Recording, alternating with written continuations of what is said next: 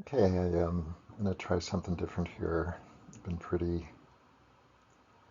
um, laissez-faire about the quality of the video presenting this stuff, and I thought I'd up my game a little bit and see how that works. So here's another set of 10 poems. The Ontology of Taste. Two independent observers, each with a history of honey, encounter a tea made from the husk of a Brazilian coffee bean. Both can discern the same note, a certain sweetness, which can only be described as honey-like, thereby verifying a shared reality. If there was no sweetness, no thing called honey, no dripping hours, waxen and gold, nothing would translate from one tongue tip to another, as when two timid lovers lightly kiss. This shared recollection of something sweeter than sugar, or not as sweet, rounded and full, with the promise of destruction, something that both put to the same word, is like a musical note that once heard either harmonizes or jars, out of tune or in, the vibration of a string lightly bowed that still sings, with or without identification, yet is commonly understood.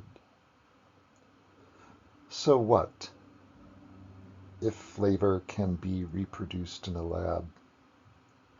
I used to think water was tasteless, that perception was so subjective as to be baseless,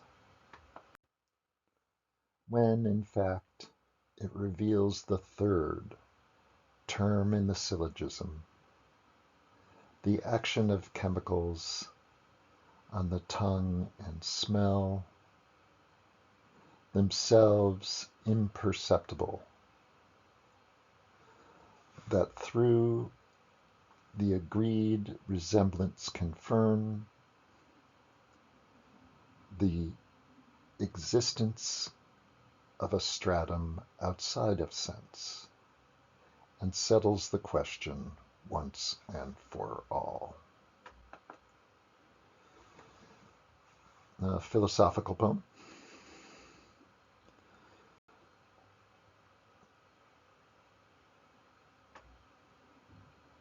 Talking about metaphysics. Is there not reality? The speed of light. The speed of light is much too slow. It is starting to snow a deliberate snow. Nothing happens quite as fast. Snow follows snow, falling fast. How time curves back to show the speed of light is much too slow. But I wouldn't want it any faster on this, the best of days, my last.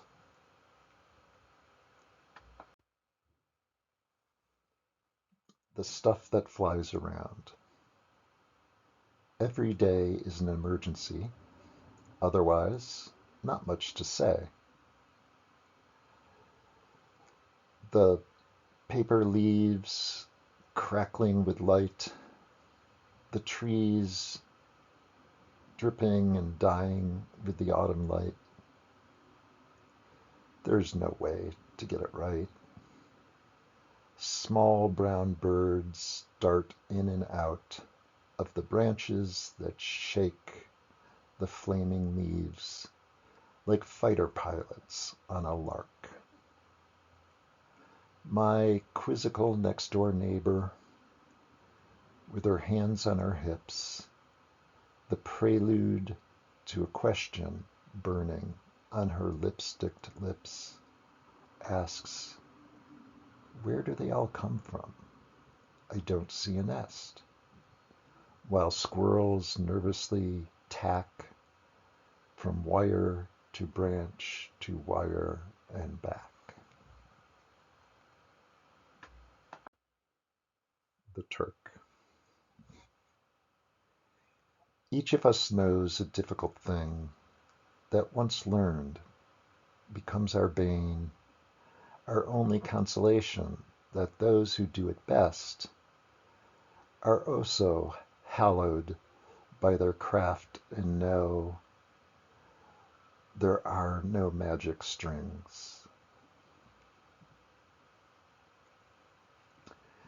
A chess-playing automaton from the late 18th century tilts his turbaned brow slightly forward, extends his stiff arm from his fur-trimmed cloak, and his immobile eyes painted jet stare from a face as dark as bronze, which sports a thick sable Asiatic mustache.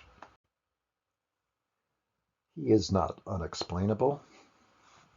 A clockwork instrument fills the cabinet beneath the table where the chessboard sits, over which his wooden hands hover as if petrified mid-incantation. He seems to ponder his opponent's move, but does not betray any intent until suddenly, awkwardly, and without remorse, his robotic arm pushes a pawn forward. It takes less mastery than one might think to crouch inside the cabinet and play a secret game of chess, to cause the Turk's right hand to act as if inspired by intelligence, as if a soul could be replaced by a whirring clock and springs, and beat a local man from Gridley's pub who for a few shillings would put his skill to the test. I guess that's a poem about artificial intelligence. The unbearable lightness of being 15. As I was marching up a narrow path, an ascent so rocky it was almost a scree, my breath struggling to keep pace with my heartbeat, the sweat soaking into the band of my baseball cap, I heard laughter caroling down the stony channel. And when we collided, the two young lovers and I, their eyes bright with the fun of reckless steps bouncing along, the same trail which I now methodically climbed, I clambered onto the back of a bordering rock to let them pass. There is nothing more important in the world than two 15-year-olds laughing and holding hands, perfecting again the awkward art of skipping together headlong and carefree down a treacherous slope.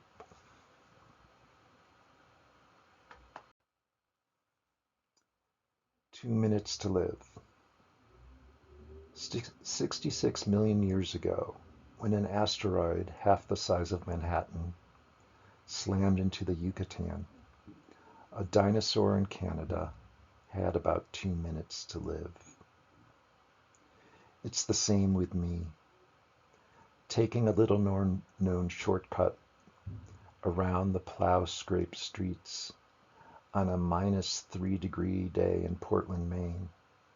The winter sun blisters my windshield, and the woman behind me in her red BMW, with her hairspray hair and her obsidian sunglasses, won't stop honking her horn for me to get out of her way.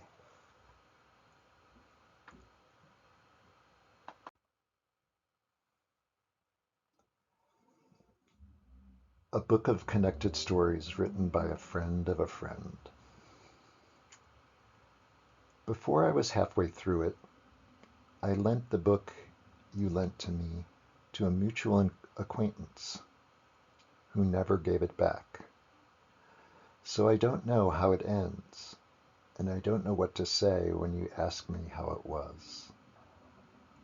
I am always giving things away and losing others. Just yesterday, I was searching for my passport to prove to the US government that I existed. And thinking it in a certain box, instead I found a bunch of old rejection letters from a period in my life when my poetry had become so narrative I started writing prose, and sent a handful of short stories to the major magazines, the ones that paid. Each time I received a thoughtful personal note praising my work, insert some relevant quotes, but for some reason, which upon looking back I can't quite fathom, perhaps demonic possession, I couldn't see the good in it, the potential, the encouragement.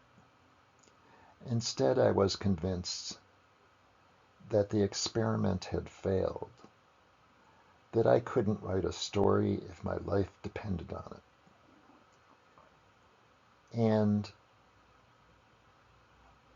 so stopped submitting stories. It almost doesn't matter what you say. I'm so convinced that you don't like me that it doesn't matter what you do or say. I'll take it wrong. Your problem, my little brother told me in 1977, is that you think you have a problem. You think too much. Relax. And yet, hasn't every failure of imagination also been my way? If I had taken possession of what was not yet truly mine, to wear loosely like a painter's smock borrowed after someone else left it hanging there, convinced myself that I had the talent, that I was on the right track, that it was only a matter of time before my genius was recognized, I would have become that guy, writing stories that he thinks will sell, writing them artfully, running them perhaps well, but never would I have discovered that you can never tell where a poem will come from, or of what else I was capable. This is an odd, fun poem, just a piece of fun. A cheer for poetry. Oracle, ventricle, commedia dell'arte. Magic, mysterial, master of my heart. Oracle, article, attempt to jumpstart. What is autonomous? Which is my part? Canticle, can't control. 4 fingers, 5. Magister ludi, master your pride. Too quick to quicken the dead or alive. Oracle, genital, inside, outside.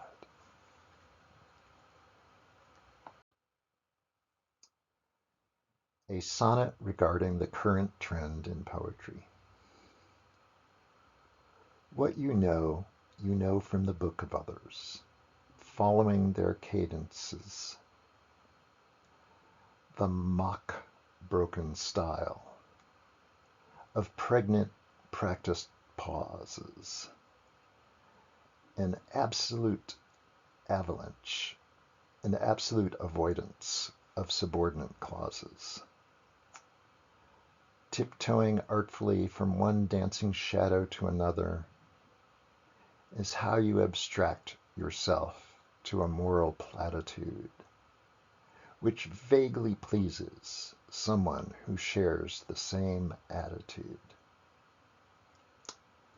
But I am like a gargantuan mother spider,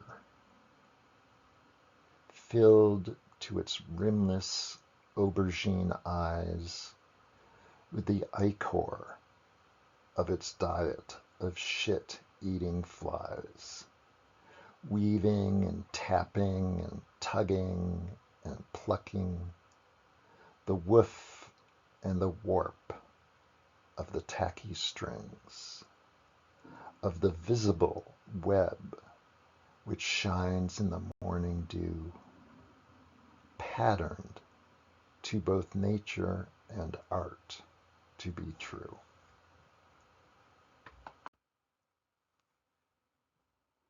Christian flashcards. She held the cards as if plying a game of chance, dealing out disasters one by one. This black card represents sin. Sin is what stands between you and the sun. Sin doesn't let any light in, which is why the black card is black. Do you have any questions? Her friend leaned into the table as if she could see her reflection in the card's blank, glossy face. There was no trace of irony, no disregard for her simple attention, just the exercise of the parlor catechism and a smug superiority from the one who gave the lesson.